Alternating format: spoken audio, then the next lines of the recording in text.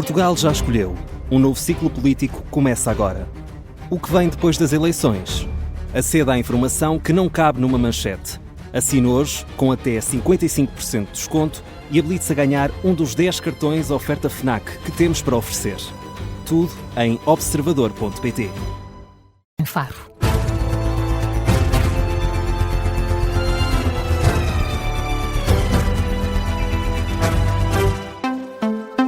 Muito bom dia, notícias às 7 na Rádio Observador com Carla Jorge de Carvalho.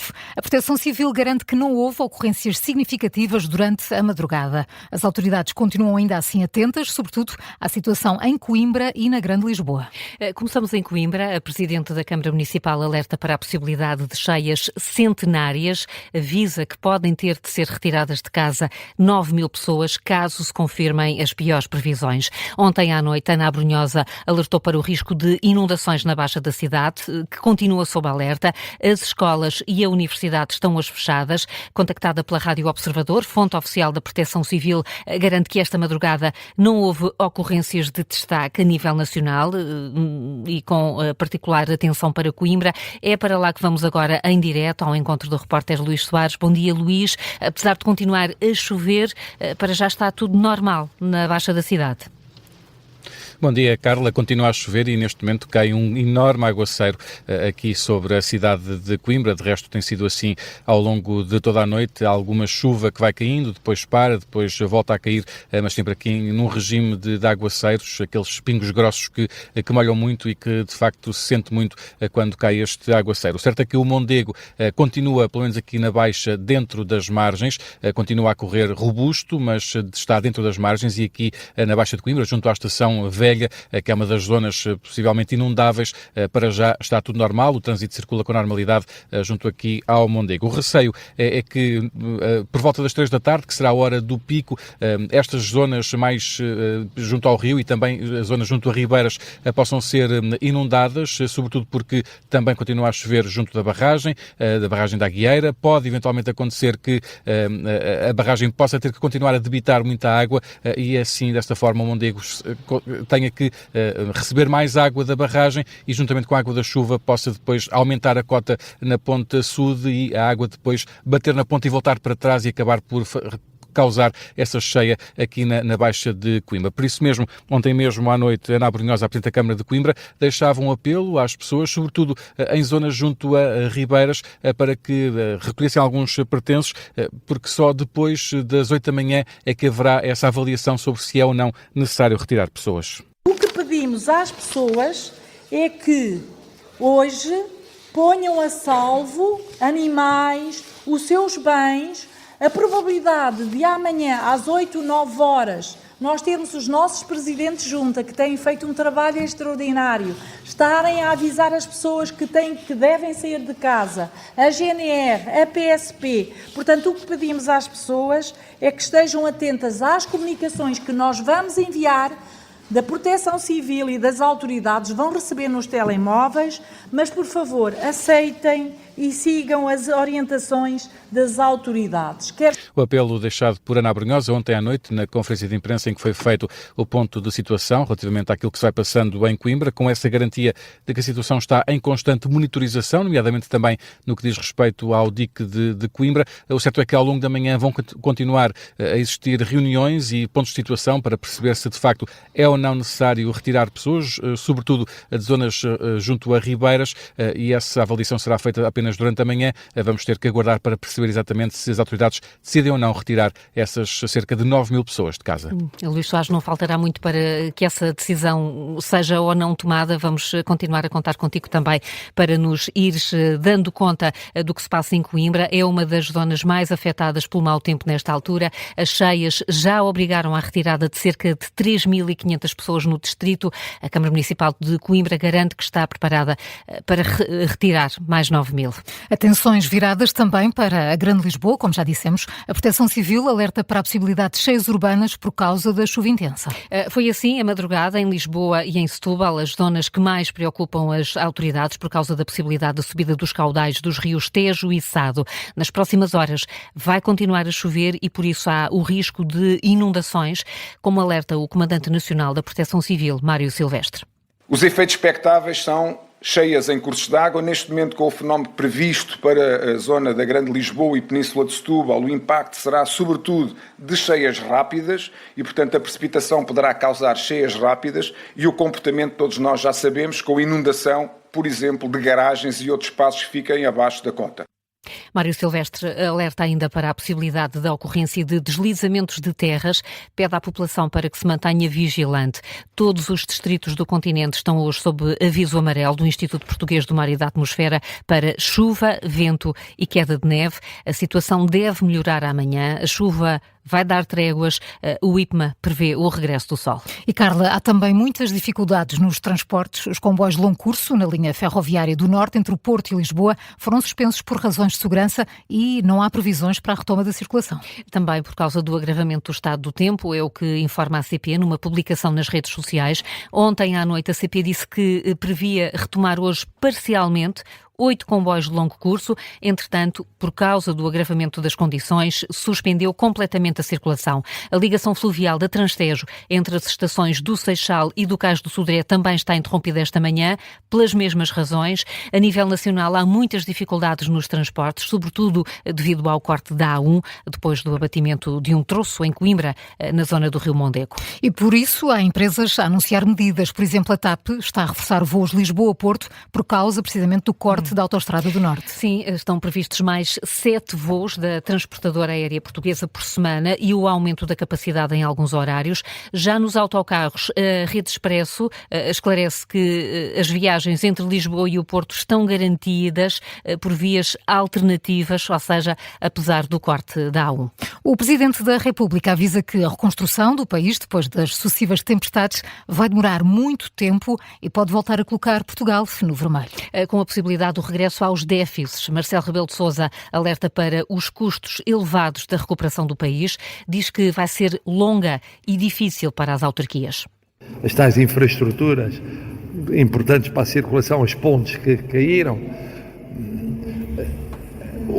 tudo isso somado exige não só mais dinheiro, mas mais tempo.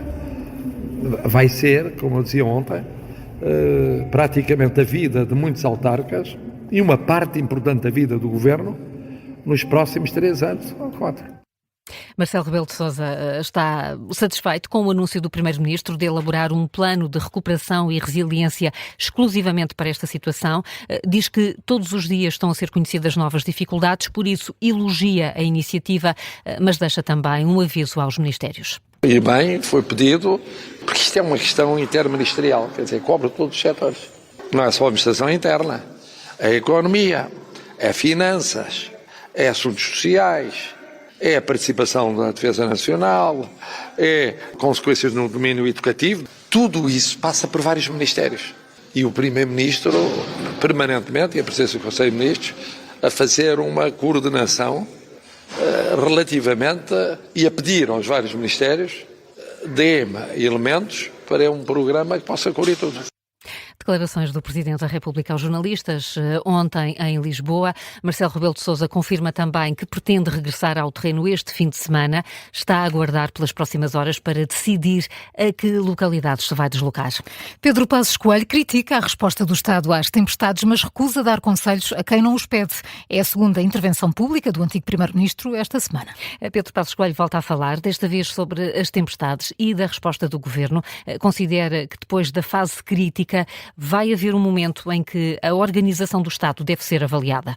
Terá de haver, claro, um tempo em que outras considerações possam fazer sobre a maneira como o Estado está organizado. Mesmo quando tem funções regulatórias, é patente que o Estado não exerce essa função regulatória adequadamente. Há reguladores que talvez não estejam a impor as obrigações de serviço público que são necessárias. Eu sou daqueles que defende que o Estado não deve fazer tudo. A produção pode estar por conta de terceiros, mas tem de ter uma função forte, reguladora, fiscalizadora, e tem de impor que as obrigações de serviço público estejam garantidas. Nós hoje em dia vemos que às vezes isso não acontece.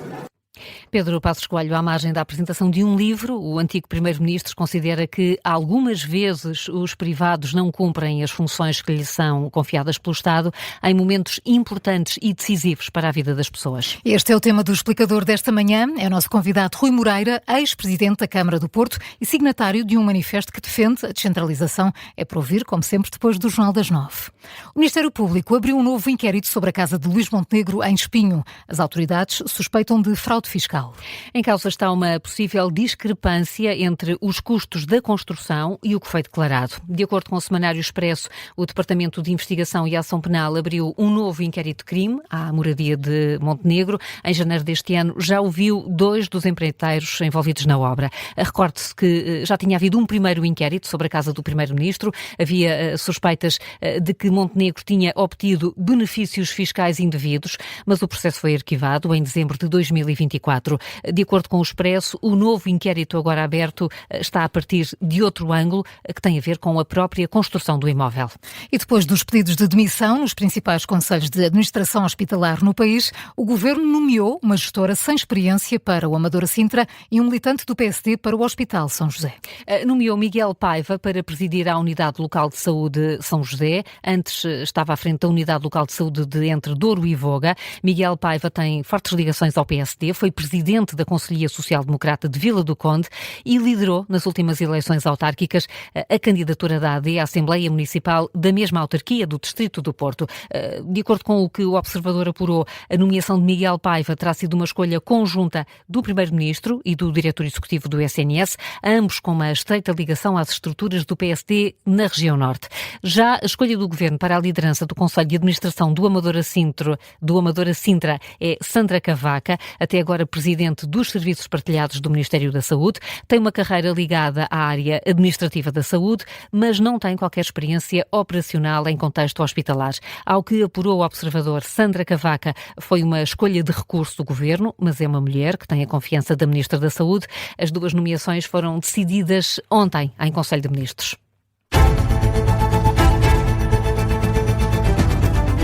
São agora 7h12. Carla, que outras notícias estão em destaque nesta sexta-feira? A Conferência de Segurança de Munique arranca hoje, com a presença confirmada de mais de 60 chefes de Estado e de Governo, uma centena de ministros e cerca de 1000 participantes de 120 países.